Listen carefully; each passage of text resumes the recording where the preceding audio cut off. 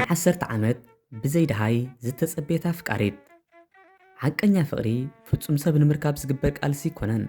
እንታይ ደኣ ነቲ ልብኻ ዝማረኸን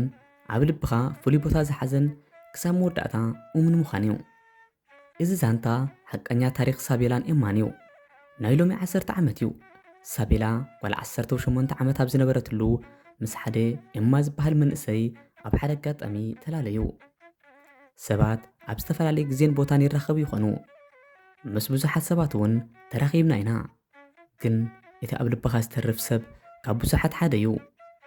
ኣብታ ኣይሂ ዝናብ ዝዘንበላ ዝነበረ ከተማ ኣብ መጸበዪ ኣውቶቡስ ደው ኢላ ዝናብ ኣብ ዝባና እናዓረፈ ነታ ከተንብባ ዝጸንሐት መጽሓፍ ኣብ ኣፍ ልባ ጸጊዓ ብኽልተ ቀላጽም ኢዳ ክትከላኸለላ ትፍትን ኣብ ጸጉሪ ርእሳ ዝዓለበ ነጠብታ ጐረር ኢሉ ብምዕጉርታ ይወርድ የማነ ጸጋም ዝሓልፉ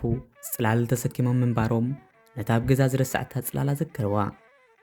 እዚ ኩነት እዚ ድማ ምስ ኤማ ከላልዮም ዕድል ዝፈጠረ ኤማ ሓደ ካብቶም ጽላሎም ገቲሮም ነቲ ዝናብ ብሓጎስ ዘስተማቕሩ ዝነበሩ እዩ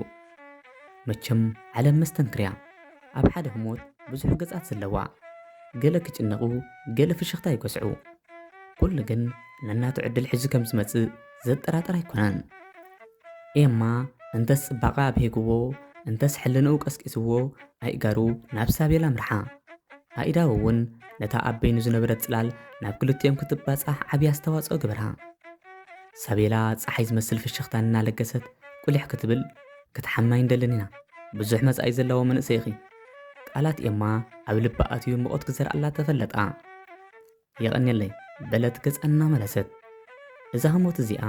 እታ ናይ ፈለማን ምስጢር ናይ 10 ዓመት ትጽቢትን እያ ብድሕሪኡ ርክብ ክልቲኦም ማዕቢሉ ዘይፈላለዩ ይኮኑ ብሓንሳብ ይስሕቑ ይጻወቱ ሓቢሮም ናይ መጻኢ ሕልሚ ይሓልሙ እናሓንሕዶም ዘይነጋገርዎ ምስጢር ኣይነበረን ሓደ መዓልቲ ኤማ ኣጻብዓ ኢዳዋን እናዳሃሰሰ ሓደ መዓልቲ ንስኺ ብሓጎስ ትነብሩሉ ህይወት ካህነፀ በላ ዓይና ዓይና እናጠመተ ሳቤላ ብሓቂ ኣነ እውን ዝከኣለኒ ክገብር እየ ከምቲ ንስኻ ከተሓጉሰኒ ተሓስቦ ዘለኻ ኣነ እውን ግድን ክፍትነ ኣብ ከምዚ ዝሞቱን ከለዉ ድማ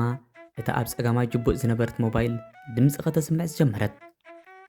እታ ጻውዒት ግን ባታ ዝሓዘለት ኣይነበረትን ሕጂ ቅልጢፍካ ትጥበል ኣቦኻ ኣብ ሆስፒታል ኣሎ ዝብል ድምፂ ኣስሚዓቶ እዚ ድምፂ ንኽልቲኦም ደስ ዘብል ኣይነበረን ኤማ ንሳቤላ ገዲፉ ናብ ዝተባሃለ ክጎይ ግድን ኮነ ሳቤላ ምሳኸ ደጋጊማ እኳ እንተበለቶ ኖ ቀልጢፈ ክምለስ እየ ወይ እውን ድሓር ንዳወል ኣብ ጠልጠል ገዲፉ ጉዕዙኡ ቀጸለ ትርግታ ልቡ ካብ ንቡር ንላዕሊ እናሃረመት ኣብ ቅድሚ ዶክተር ደው በለ ዶክተር ዘረብኡ ከይወድአ ማዕጾ ከፊቱ ናብቲ ኣቦኡ ዘለዋ ምልከተሉ ግን ከምቲ ዝሓሰቦን ፈሪሕዎ ዝጸንሕና ኣይነበረን ኣቦኡ ቀልቡ ዝፈልጥ ግን ከኣ ናብ ወፃኢ ሃገር ከይዱ ክሕከም ኣለዎ ዝብል መምርሒ ተዋህቦ ነታ ኣብ ጠልጠል ዝገደፋ ሳቤላ ነዛ ሓሳብ እዚ ምስ ኣካፈላ ውሽጣ ንእለቱ ጽምዋ ክስማዕ ተፈለጣ ግን ከኣ ኖ ኣይትኸይድን ኢኻ ክትብሎ ኣይትኽእልን እያ ምኽንያቱ ናይ ህይወት ሕቶ ስለ ዝኾነ ከይፈተወት ክትሰማማዕን ድሕሪ ናይ ሰናይ ሙንዮት ቀልጢፉ ክመጻን ብዓብዪ ድማ ከይርስዓ ኣትሪራ ተማሕፀነቶ ሳቢ ቀልጢፈ ክምለስ እየ ከባኺ ክፍላ ሓሲበ ይፈለጥኒ ግን ከኣ ኣጋጣሚ ኮይኑ ንስ እውን ስምዒታቱ ንባዕት ሓዊሱ ገለጸላ ሳቤላ ኣብ ጫፋ ናይ ልቢ ቅርፂ ዘለዋ ብሩር ኣብ ክሳዱ ኣሰረትሉ እሞ በጃኻ ከይትርስዓኒ ኣዒንትኻ ክሳብ ዝረኣያ ልብኻ ምሳይ ከም ዘሎ ዘክር ብኸቢድ ተማሕፀነቱ ኤማ ፈጺመ ክርስዓክኒ ከመይ ኢለ ክውዕሎ ነታ ናይ መወዳእታ ሰላምታ ተሓቋቂፎም ኣስተማቐርዋ ኣብ ቀዳማይ ዓመት መዓልታዊ ዕልሉ ነበሩ ጻውዒታት ቴሌፎን ናይ ጽሑፍ መልእኽታትን ገማ ይውሕዙ ከምቲ ብዙሓት ዝብልዎ ርሕቐትን ምፍልላይን ንፍቕሮም ኣይጸለዎን እንተኾነ መልእኽታታይ ከም ቀደሞምን ደወላት ተቋረጹ መዓልታት ናብ ሰሙናት ብኣዋርሕ እናተተክኡ ዓመታት ሓለፈ ሳቤላ መዛረብ ሰብ ኮይና ኣፍ ዘውፅአ ዕድሜኺ ተጠቀምሉ ምስ ዝኸደኪ የድኒ ድሓር ከኣ ንሱ ህይወቱ ጀሚሩ ኮይኑ እምበር እንታይ ዳ ንስኺ ግን ኣሎ እናበልኪ ብትጽቢት ዕድሜኺ ይውዳእ ኣሎ እዚ ዘረባ እዚ ካብቲ ንቓንዛኣ ቃንዛ ዝውስኸላ ዝነበረ እዩ ሳቤላ ግን ተስፋ ይቆረፀትን ገና ክመጽእ እዩ ምሻይ ርስዓ ግን ኢሉኒ እናበለት እያ ትጽበ ነይራ ኣብ ዓመት ሓንሳብ ኣብታ ፈለማ ዝተረኸቡላ ቦታ ብምኻድ ዝኽራ ትሕድስ ተመሳሳሊ ጽላልን ሓዘት ተመሳሳሊ ተስፋ ሰኒቓ ትምለስ ብኸምዚ 10 ዓመታት ሓለፉ ፍረገጻ ተጨማጊቡ ተስፋ ክጽንቀቕ እናተቓረበ ኣብታ ቦታ ኮይና ምስ እማ ዝነበረ ህሞት እናዘከረት ሓደ ኣረጊት ሰብኣይ ብቕስታ እናቐረበ ሳቤላ ሓቀይ ብላ ኢዱን ሰላምታ እናወርወረ እወ ኣሕፂራ ድሕሪ ምምላስ ዓይና ዓይኑ ጠመተቶ ሰብኣይ ካብ ጅብኡ እታ ቅድሚ 10 ዓመት ንእማ ዝሃበቶ ብሩር መዚዙ ኣብ ቅድሚ ዓይና ደው ኣበለላ ሳቤላ ዓይንታ ቀደምዓ እማ ብያሎ እንታይ ኮይኑ ብታዋኽ ሓተተቶ እቲ ኣረጊት ሰብኣይ ትሕትና ብዝመልኦ ቃና እማ ሓደጋ ኣጋጢምዎ ብኡ ንብኡ ድማ ናይ ምዝካር ክእለቱ ተዳኺሙ ዋላ ሓደ ክዝክር ኣይክእልን እዩ ዓመታት ዝኣክል ስሙ እኳ ኣይዝክርን ሳቤላ ብንምዓት እናተሓፅበት ኖ ፈፂሙ ይርስዓነን እዩ ኖ በጃኻ ረሲዕኪ ትብለኒ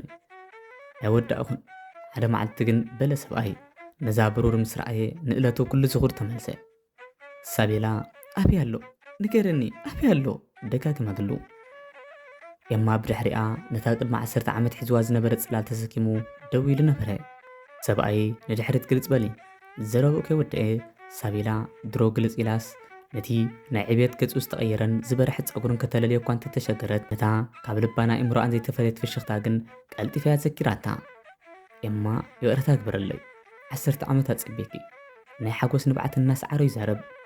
ሳቤላ ንተፍቅሮን ተኣምኖን ሰብ ብሕጂ 10 ዓመት ምጽበይ እውን ይከኣል እንኳዕ ጥራሕ ነዛ መዓልቲ ረኣናያ ተሓቓቒፎም ናይ ሓጎስ ንብዓት የፈልፍሉ እምበር ሓቀኛ ፍቕሪ ብንውሓት ግዜን ርሕቐት ቦታን ኣይጽሎን እዩ